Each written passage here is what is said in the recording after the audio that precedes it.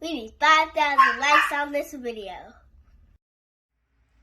Hey, what's up, Facebook, YouTube, Instagram, Spotify Radio? Hey guys, how you doing? It's your man, Mr. Charles, back with another episode of Charles Real Talk Podcast, where we keep it real, we keep it 100, we keep it authentic, real talk, real people, real subjects. Tonight, y'all, we're going to jump into part 2 of Dr. Thomas Sowell, Myth of Economic Inequality. I don't know if you guys had a chance to check out part 1 yet. If you haven't, you want to watch or listen to part 1 before you jump into this part right here. This is part 2 as we wind down this video, this reaction video on Dr. Thomas Sowell on this myth of economic inequality. Just a recap from last night, guys. You really touched on some real serious issues dealing with not only the black community here in this country, but in poverty communities around the world. He also touched on inner city crimes and stuff like that, why stuff like that happens in the inner city. He also touched on the minimum wage issues as well. He touched on a lot of great topics last night, including affirmative action that was such a big issue a few years ago as well.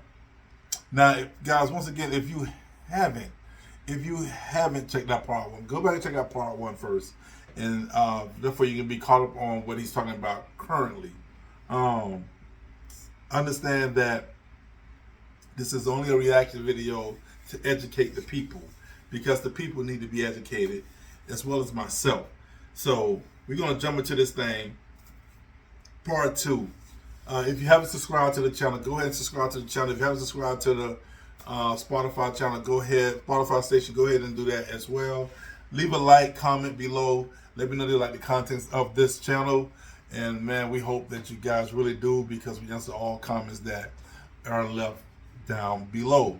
So with that being said, we're going to jump into part 2 of Dr. Thomas Sowell on the myth of economic inequality. Let's get it. Let's go. Both from the last affirmative action case to reach the Supreme Court, last big affirmative action case to reach the Supreme Court, 2003, Grutter versus Bollinger. Here's the majority opinion, which was written by Justice Sandra Day O'Connor. Quote, "The court expects that 25 years from now, the use of racial preferences will no longer be necessary. This upholding the use of, in a decision, 5-4 decision, upholding the use of racial preferences." Now, that's quotation 1. Here's quotation 2, Justice Clarence Thomas, in a dissent. Quote, "I believe that blacks can achieve in every avenue of American life without the meddling of university administrators. The court holds that racial discrimination in admissions should be given another 25 years. While I agree that in 25 years these practices will be illegal, they are illegal now." Close quote. So, what do you do with the argument that Justice O'Connor, writing that majority opinion, there's something of the constrained vision there. Look, we have these, universities across the country are using these racial preferences as the basis of admission. The best we can hope to do is tell them they ought not to be doing it, that they should be developing other standards, and give them a clock. Is that a reasonable thing to do? No, but it's a universal thing to do. I wrote a book about affirmative action. It was called Affirmative Action Around the World. And I made a couple of international trips at the expense of the Hoover Institution around the world to check on affirmative action. This is one of the most common arguments, and it's absolutely fallacious time and time again. The argument that, like so much in the unconstrained vision, it assumes that we have a power that we do not have, cannot have, and never have had. In England, there was a man named Scarman who was saying, "For the now, we must do this in order to." And in many countries, these programs were set up with an actual cutoff date. So it was set up in Malaysia with a cutoff date, I think, of around 1990, and in Pakistan, it was supposed to go for 10 years. Mm-hmm. None of those cutoff dates has met a thing. These programs not only continue, they increase, they spread. So the idea that you can control the future because of these wonderful sounding words, I can't think of a country in the world where that's ever happened. In the case of Pakistan, they did have an actual cutoff date. And because the people in East Pakistan were, for whatever historical reason, way behind the people in West Pakistan. And so there's these preferences for the East Pakistanis. Now, before time for this thing to expire, the East Pakistanis seceded from Pakistan and formed a new nation of Bangladesh. Right. And the preferences continued right on because there were other groups that had been added to it. And so once you get the constituency, you can't say no to them. I see. But it is an argument that has never worked out anywhere that I've been able to check. All right. So Tom Sowell says no to the welfare state, no to affirmative action. What is to be done? And now you were kind enough to share with me the galleys of your forthcoming edition of Discrimination and Disparities. Let me give you a few quotations from some of the new chapter in that book. Quote, "The poverty rate among black married couples has been less than 10% every year since 1994. As far back as 1969, young black males whose homes included newspapers, magazines, and library cards had similar incomes to those of their white counterparts. Academic outcomes show a pattern of disparities similar to the pattern of disparities in the amount of time devoted to schoolwork. Apparently, lifestyle choices have consequences." Yes. Close quote. So this is the constrained vision once again. Welfare state, that's government, we don't rely on that. Affirmative action, government, we don't rely on that. We rely on hard work. We rely on the institution of marriage. That's correct? Yes, in other words, these things, I don't think it's the marriage as such or the library cards as such. It's that there are lifestyle choices that have been made. And the comparison I made was between, if you look at the poverty rate among blacks, it was 22%, and among whites it was 11%. But among black married couples, it was 7.5%. Right. So it's not so they not only do better than blacks as a whole, they do better than whites as a whole. And so it's lifestyle choices. Similarly with the results in some of these more successful charter schools, that you have these kids not only meeting but exceeding the national standards in places like Harlem and Bedford-Stuyvesant in the South Bronx. And these are not kids who are skimming the cream. They're kids chosen by lottery.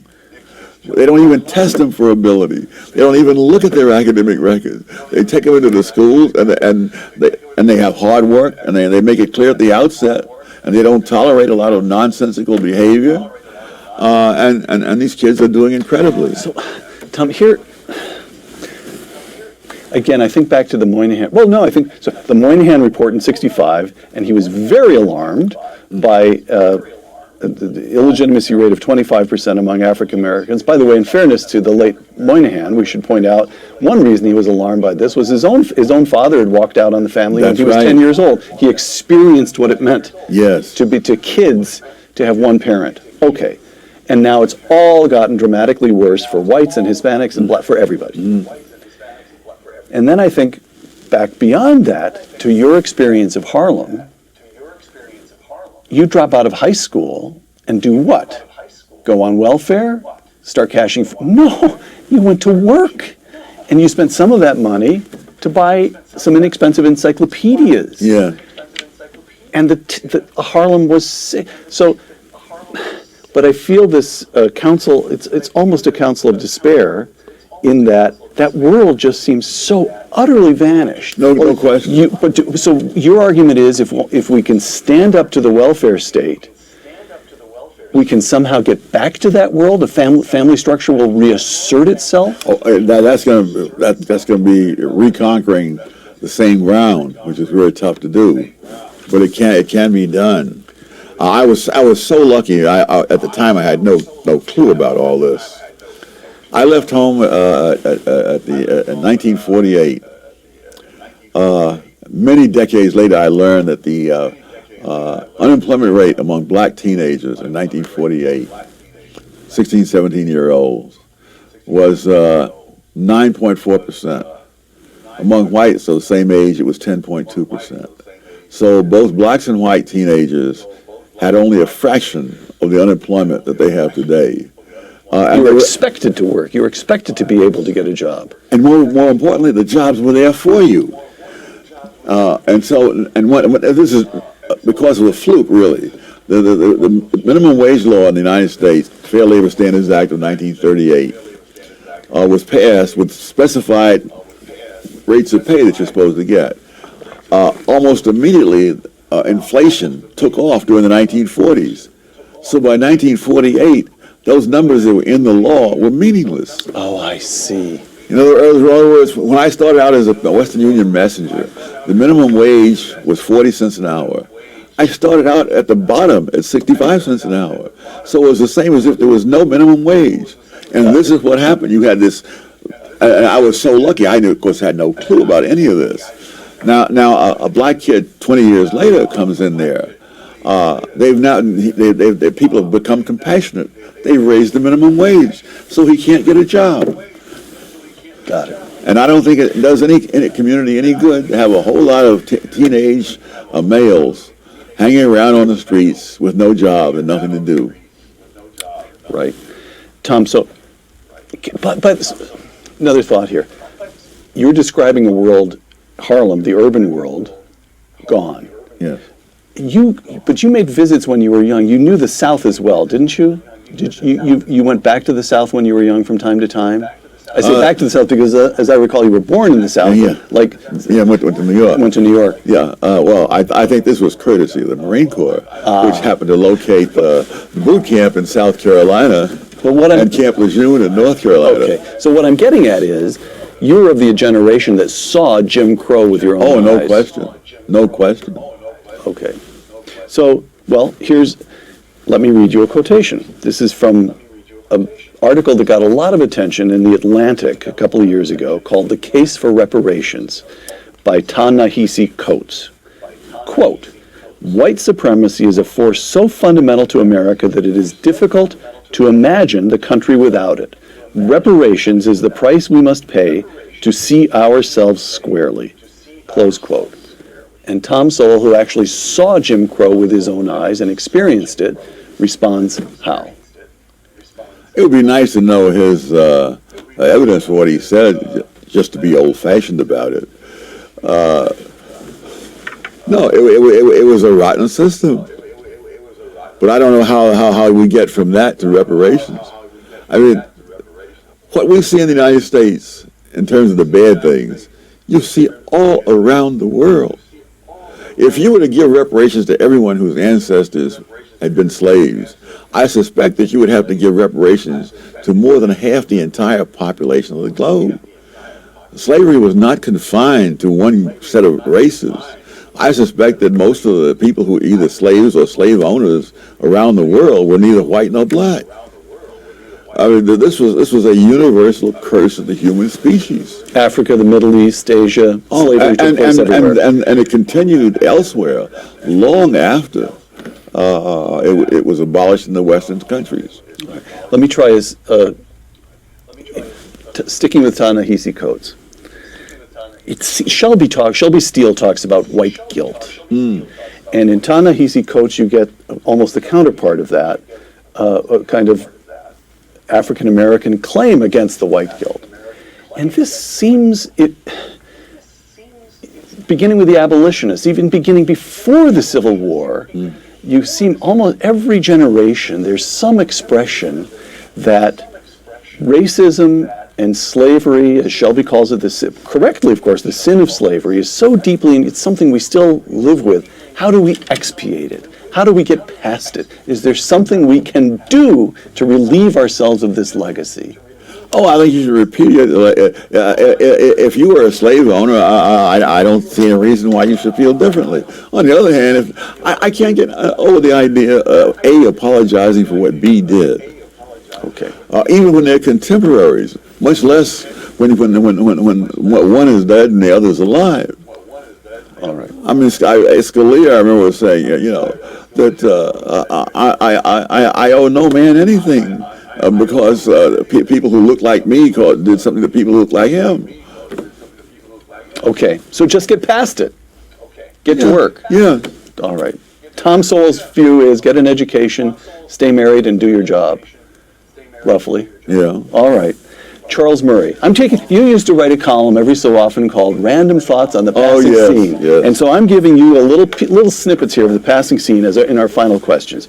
Charles Murray, in his 1984 book, Losing Ground, and Charles Murray writes about discussions in academia and government about the effort to close the gap again between African Americans and whites. Quote, 1984, quote, whites had created the problem, it was up to whites to fix it, and there was very little in the dialogue that treated blacks as responsible actors, close quote. Yes. Has that changed? No, it is not. All right. On we go to the passing scene. Your longtime friend, Walter Williams. Now we come to current politics. The bottom line is that President Donald Trump does not have the personal character that we would want our children to imitate, but, save his misguided international trade policies, has turned out to be a good president. Tom? I think his policies have been, by and large, policies that were far better than that of previous Democratic or Republican administrations. So I go by the consequences. Okay. I mean, he hasn't produced the right rhetoric, but the fact is that unemployment among low-income people, black, Hispanic included, is at a level that is far lower than it's been in decades.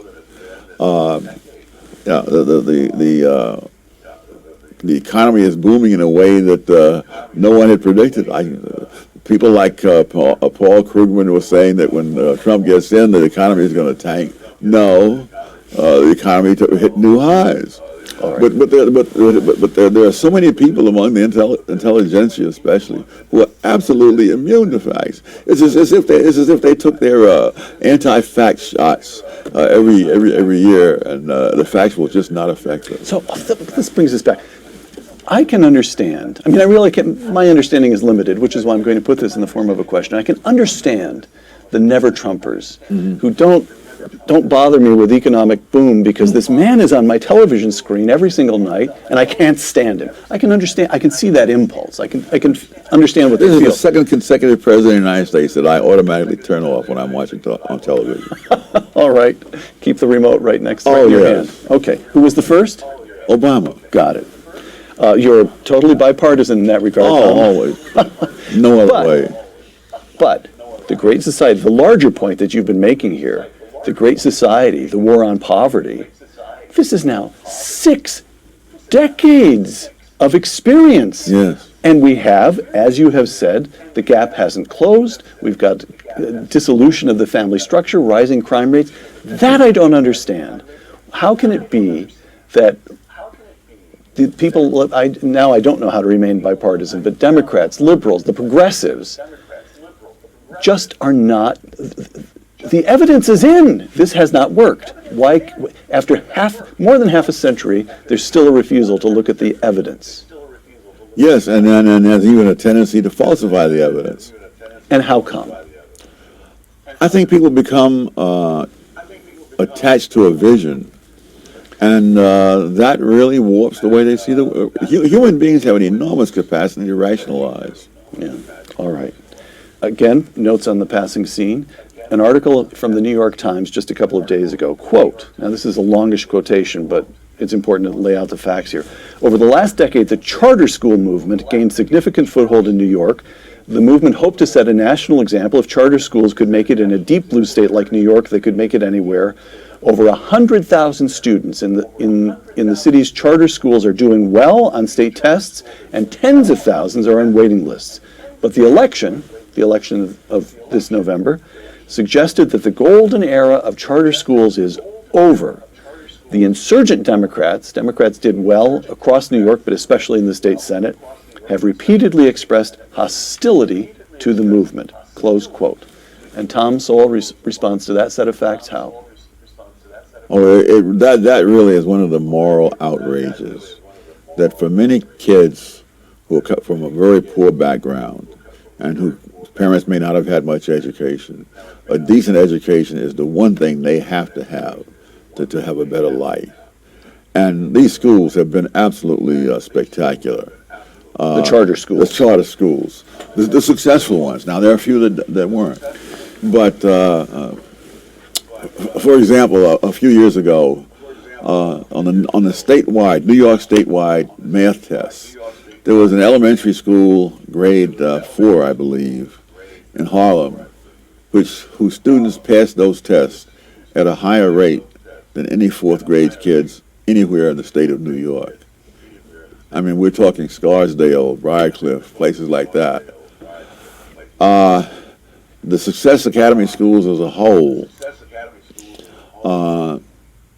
their students pass both the math and the English statewide tests at a higher rate than any school system, school district in the entire state of New York. The vast majority of the kids in the Success Academy schools are either black or Hispanic. If you look at the 5 highest scoring school districts in the state in terms of the percentage of the students who pass the math or the English tests, their average family income ranges from four times that of the kids in the Success Academy schools to more than 9 times the family income of the kids in the Success Academy schools. And yet, the mayor of New York is doing his darndest to put a stop to the expansion of schools in general, but his special ire is aimed at the Success Academy schools. And this is happening all over the country. Because they make the teachers' unions look bad that run the public schools? What's the political motivation? Why would Mayor de Blasio have an out for the charter schools, such as Success Academy? Well, the teachers' union are the major reason. And we're talking about the money they contribute, the number of votes they contribute. And the schools, and what's happening, again, not just in New York, but in other parts of the country, including California, is that they have there's all kind of chicanery to prevent the charter schools from expanding. That's why you have tens of thousands on the waiting list. It's not that the charter schools are not willing to expand, but every conceivable obstacle is put in their way. Because if you let that go at the natural pace, it would be very hard for the public schools to compete. And one of the things they're doing is imposing the same kinds of restrictions on the charter schools that made the public schools so bad. For example, restrictions on being able to get rid of kids who are running amok and ruining the education of everybody else. And the charter schools don't tolerate that. The things that are tolerated in the public schools are unbelievable. So when I asked you a moment ago, how do we bring back the standards of the Harlem in which you grew up, the answer is that's a hard thing to do, but we do know how to do one thing. We do know how to establish schools where the kids in present-day Harlem have a shot, have a chance of getting a good education. Yeah, you don't have to bring back the past, even if you could, because we have it in the present. We have this happening. And so we know how to do that, and the Democratic establishment in New York wants to shut it down. Yes. And the Republican establishment stands mute. Stands mute. You know, I love talking to you, but I really don't know why. It's all discouraging. Tom, you mentioned a moment ago the way young Americans flock to Bernie Sanders. Gallup poll this summer, the proportion of Americans age 18 to 29 that holds a favorable view of capitalism, 45%. The proportion that holds a favorable view of socialism, 51%. Now, I would like you to take a look at a brief video of Alexandria Ocasio-Cortez, who at the age of 29, calling herself a democratic socialist, has just been elected to the House of Representatives from New York. And although she's not seated yet in the new Congress, she went to Washington, and one of her first acts was to participate in a sit-in in the offices of House Majority Leader Nancy Pelosi. That is to say, the leader of her own party. Yes. So here's a brief video. proud I am of each and every single one of you for putting yourselves and your bodies and everything on the line to make sure that we save our planet, our generation, and our future. It's so incredibly important. We have to get to 100% renewable energy in 10 years. There is no other option. Tom, to her supporters, to the supporters of Bernie Sanders, to young Americans, what would you say? I would say get some facts first. Know what you're talking about before you start spouting out this kind of stuff. Ask the, one of the things I do in a new book is I suggest that there's a certain opinion about what happened in the 1920s where the taxes were cut from the highest tax rate was cut down from 73% to 24%. And the argument was, oh, this is tax cuts for the rich. And I have suggested that students and that the Secretary of the Treasury did this in support of us trickle-down theory and so forth. And I suggested that the student would be a wonderful project to go read what the Secretary of the Treasury actually said. Andrew Mellon in the 1920s, Yes. about these tax cuts. And then go on the internet and get the Internal Revenue official data on who paid how much taxes in the 1920s. And it turns out if you do that, you find that Andrew Mellon said that the exact opposite of what he is attributed. It is attributed to him in textbooks that have been sold widely for decades on end through successive editions. And what you'll find is that and when the tax rate was at 73%, the people who are making over $100,000 a year, and that's maybe a couple of million in today's money, paid 30% of the taxes. And after the so-called tax cuts for the rich, they paid 65% of all the taxes. And the people with incomes under $5,000, which was a nice income in those days, were paying 15% when the tax rate was cut, before the tax rate was cut. And after it was cut, they paid just under 1/4% of all the taxes. And so we hear and so there's all kinds of indignation in these scholarly books. We're not talking about just political propaganda. How this was a bonanza for the rich and so on. And people with ordinary incomes paid practically nothing in income tax after the tax cuts. And millionaires, the share of millionaires was, I think, 4% before that. And it was 19% afterwards. But the facts simply do not matter. They say these words, they say trickle down, and it's like saying abracadabra, and all the miraculous things follow from that. Tom Sowell, author of a forthcoming edition of Discrimination and Disparities, would you close by reading a brief quotation from your 1987 book, one of my favorites, A Conflict of Visions? Logic, of course, is not the only test of a theory. Empirical evidence is crucial. And yet social visions have shown a remarkable ability to evade, suppress, or explain away discordant evidence. Historic evasions of evidence are a warning, not a model. Dedication to a cause may legitimately entail sacrifices of personal interest, but not sacrifices of mind or conscience. Dr. Thomas Sowell, thank you. Thank you. For Uncommon Knowledge, the Hoover Institution, and Fox Nation, I'm Peter Robinson.